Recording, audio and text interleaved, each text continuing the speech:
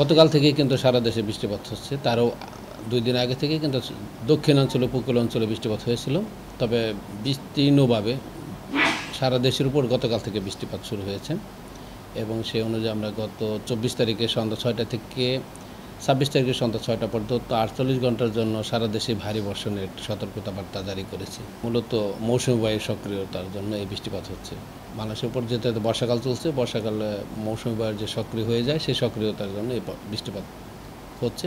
তবে এই বৃষ্টির যে ধারা, সেই ধারা গতকাল থেকে শুরু হয়েছে এবং আজ ২৬শে সেপ্টেম্বর আজ পর্যন্ত মোটামুটি সারা দেশেই বৃষ্টি থাকবে। তবে আগামীকাল থেকে আমাদের প্রেডিকশন অনুযায়ী এবং আমাদের যে মডেল আউটপুটগুলো আছে সে অনুযায়ী আগামীকাল থেকে বৃষ্টির উন্নতি আমরা আশা করছি।